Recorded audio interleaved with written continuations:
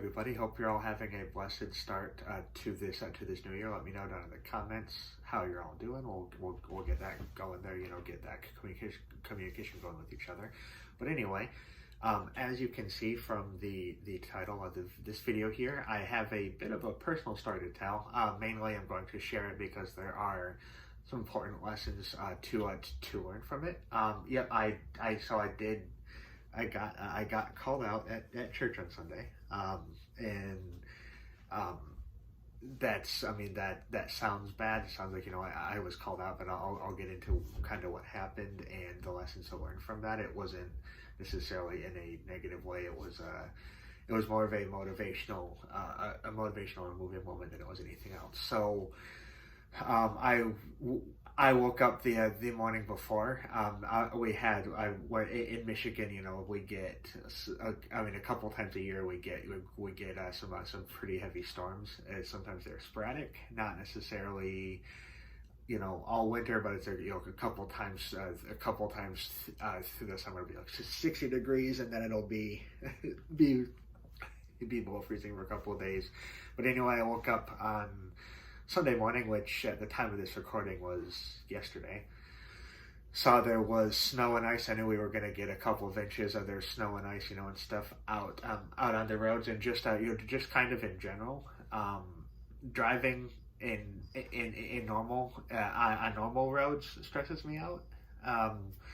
It's something that I work through. I'm working on like every day, but seeing snow and ice on the road did not make me happy. Kind of made me nervous to go out and drive to church, which is definitely the flesh talking. But anyway, I tried to chicken out of it. I had messaged my pastor, and I was like, because I have obligations at the church. Usually in the morning, I control the live stream most mornings. So I was letting him know, we got a bad storm. I don't think I'll be able to make it in. Just wanted to let you know, so that I was covered. The pastor drives 45 minutes an hour to get to church every week anyway. So anyway, there's that, and I'm a lot less than that to get to church. But anyway, my wife basically had said, that we needed to get up and go to church, and it was something important. We had to be there, and so get up. We'll get up and we'll leave earlier than normal. We'll take our time and we'll get there, which we did. Everybody was safe, but definitely there are things that we will need to do that God wants us to do that we really don't want to do ourselves. This being one of those things. That's kind of, honestly, that's literally what faith is. That's kind of a big part of what it is that we do. But we honestly, one big lesson from that story is that we do need to have we do need to have group. We need to have a group, of church-minded people, that we are in touch with, that do keep us accountable. Kind of like actually what it says in Proverbs 27, I believe it is, where it says, iron sharpens iron. Sharpening of iron refers to, I believe, both encouragement in the positive, and calling out the negative is all. It's all for growth. It's all in the name of growing in the faith, which was why my pastor called me out on it. It actually related to the sermon that was about boldness and being bold for the faith and stuff, which wasn't necessarily a bold move on my part, but First Thessalonians actually says as well that we need to encourage one another. But the flip side of that, for calling out the negative side, would be Luke 17:3, says that if your brother sins, rebuke him. That's in red, so that's Jesus actually saying that.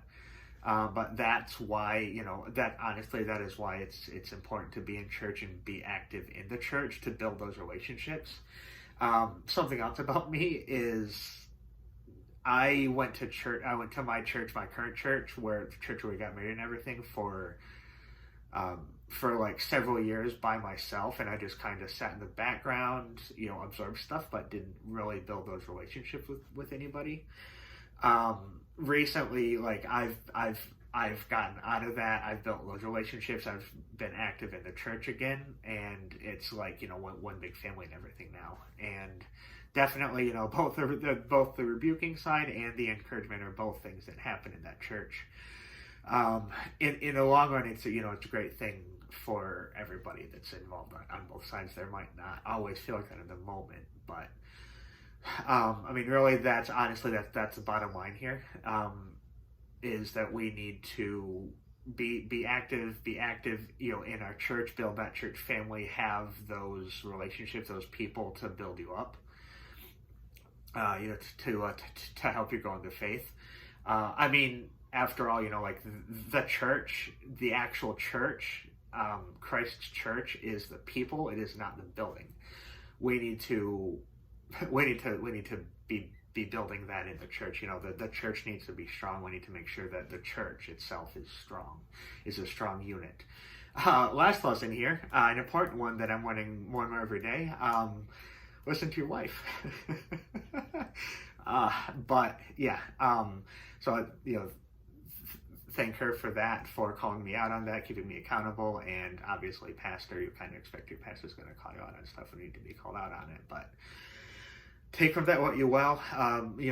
My 2 cents, sharing that personal story to hopefully help, encourage, and motivate somebody.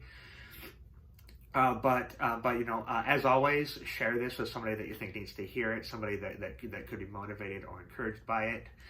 And don't forget, to share this video, like it if you can as well. Comment any of your thoughts down at the bottom again. And as always, as well, don't forget, we do want to make sure we're being Christ-led in the darkness of this broken world. Until next time, brothers and sisters, I'll talk to you soon.